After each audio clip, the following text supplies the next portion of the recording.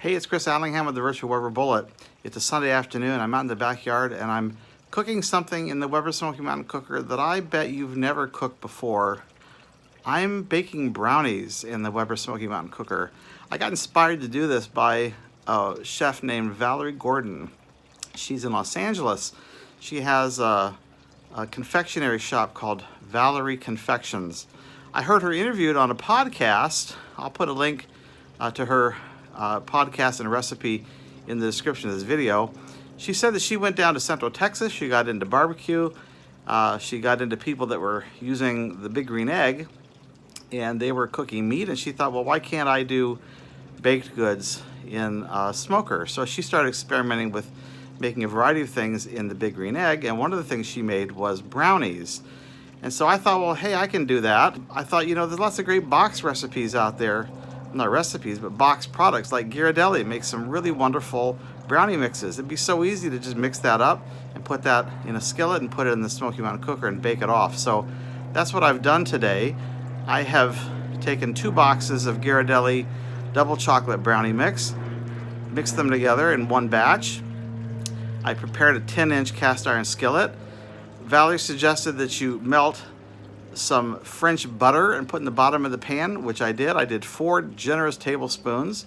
I first sprayed the pan with some Pam nonstick cooking spray, then added the melted butter, and then I poured the brownie mix in the pan and I put it on the top cooking grate of the Weber Smokey Mountain Cooker. I fired it off using 2 chimney starters of Kingsford charcoal. Each one was about 2/3 to 3/4 full. Lit them off together, let them get nice and hot, and put the water pan in place for indirect heat, but no water in the pan, and put this cast iron skillet centered on the top grate as best I could. The handle gets in the way a little bit, so I extended the handle as far as I could to one side and put the pan on there. It's roughly centered. And we're gonna bake this off until a toothpick comes out not quite clean in the middle, just like you do normal brownies in the oven. I'm trying to run the cooker at about 350. Right now it's actually a little over 375, so it's a little hot. I might tamp down the fire a little bit, but I'm not too concerned about that. Let me turn the camera around and show you how they look right now. So here's my brownie. I'm going to test here and see. Comes out with a little bit of moisture on the end, a little bit of crumb, but it's not too fudgy. I think this is about done. So now I've brought this into the kitchen. I'm going to let this cool off, and we'll slice it and see how it turns out. This baked for about an hour and a half, hour and 35 minutes.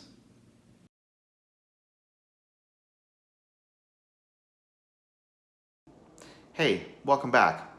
It's the day after brownies, and I wanted to wrap up a few points. I want to show you the pan, the cast iron skillet. As you can see here, those brownies came right out of this cast iron skillet, no problem. So using Pam nonstick cooking spray, maybe the butter helped, I don't know, but properly preparing this cast iron skillet caused those brownies to pop right out once they were cool.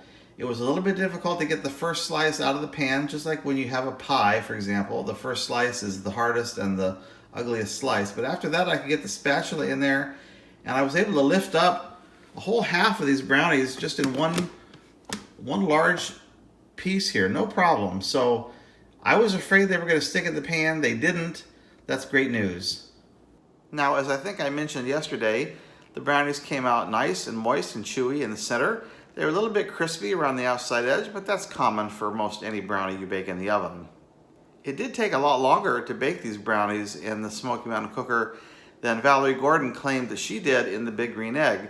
She was baking at 350 degrees. I did the same, even a little higher, but it took me an hour 25, an hour 30 minutes to bake these brownies. So I'm going to actually try to contact Valerie and see if I can find out if that's a discrepancy in the recipe or not. So what about the taste of these brownies? After all, it's all about the flavor, right? Well, on the interior of the brownie, it tasted like any other brownie because there's no smoke penetration to the center of an inch or inch and a half thick brownie. On the outside edges, there's kind of a tan color that occurred in some areas. I think that was the browning of some of the butter solids that floated to the top from that French butter I put in. That was very delicious, a little bit salty. Mrs. TVWB really liked that part of these brownies, so I give it a thumbs up for that aspect for sure. As for smoke flavor, you know, it's really interesting. As I smell these brownies and eat these brownies, I can tell there's something different. There is a complexity to the flavor on the outside surface, the top surface, but I'm not sure that if I was blindfolded, I didn't know how they were made, I don't know that I would attribute it to smoke exactly. So maybe that's a positive thing. It doesn't taste like a briquette. So what about adding some smoke wood to the fire? You could certainly do that. Valerie Gordon suggests using apple smoke wood. I think that would be a great choice. On this first time out for me, I just wanted to go with straight charcoal so I didn't overwhelm the flavor of the brownies. Now let's take a moment to talk about the use of butter in this recipe. Valerie doesn't specify how much butter to use, but in the podcast, she describes it as an obscene layer of butter, and she goes on to call it later a rude amount of butter. Now you tell me, is 1 tablespoon of butter a rude amount of butter? How about 2 tablespoons? See, personally, I think you got to get into the 3 or 4 tablespoon range before you're talking about an obscene layer of butter in a brownie recipe. So that's why I chose 4 tablespoons. Now, could you use no butter at all? Of course you could. You could just spray the inside of the pan with nonstick cooking spray and you'll be fine. But the butter is actually there not only for flavor, but it's almost sort of frying the outside edges of the brownie for that crispness. So I would recommend that you not skip the butter. Now, should the butter be melted or should the butter be softened and rubbed onto the inside of the skillet? I've seen it written out both ways actually. In the recipe that I've linked you to in the description of this video, the butter is said to be melted. But I've seen other write-ups where the butter is softened and Valerie rubs it onto the inside of the pan into a thick, slathered layer of butter. I think you could do it either way. I did it melted. I think it worked out fine. Now you may have noticed in this shot that the melted butter I added to the pan floated to the top once I added the brownie mix. As the brownies baked, the outside edges puffed up and that liquid butter collected in the center of the pan on top of the unbaked brownie mix. So on 2 occasions, I picked up that pan carefully with heat-resistant gloves. I tipped it to one side so that the butter flowed back to the edges, and then I swirled the pan, redistributing all that melted butter across the surface of the brownies. I did that twice, and by the time the brownies were done, all that butter was absorbed. Now yesterday, I showed you the first slice of brownie that I got out of the pan. It wasn't a particularly pretty slice because it was hard to get out of the pan. The brownies were still warm. They've had a chance to cool off overnight. Let me set it up on the cutting board and show you a nice slice of these brownies. So here's that half of the brownie that I showed you just a minute ago. This is the Aaron Franklin brisket slicer. It's a scalloped serrated knife. I'm going to use this to cut the brownie. I'm just going to cut it in half right down the middle here. See if I can get a nice clean slice with this knife. And then cut off a portion, perhaps about this size. You know, these are very rich brownies. A serving is really, when normally prepared as an 8 by 8 inch pan brownie, this brownie is 2 inches by 2 inches by 1 inch high, and that's a serving, about 180 calories. This has got to be, I don't know, probably 3 servings, if anything. Baking them in a skillet like this, a double batch, that's an awfully big brownie, so you're not going to want to eat a lot of this any one time.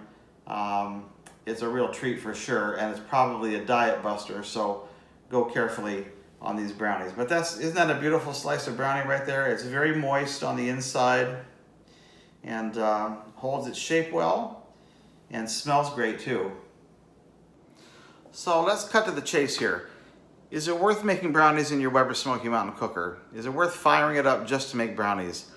You know, that's the real question here, because the only unique part of this process is the application of some smoke flavor to the brownie.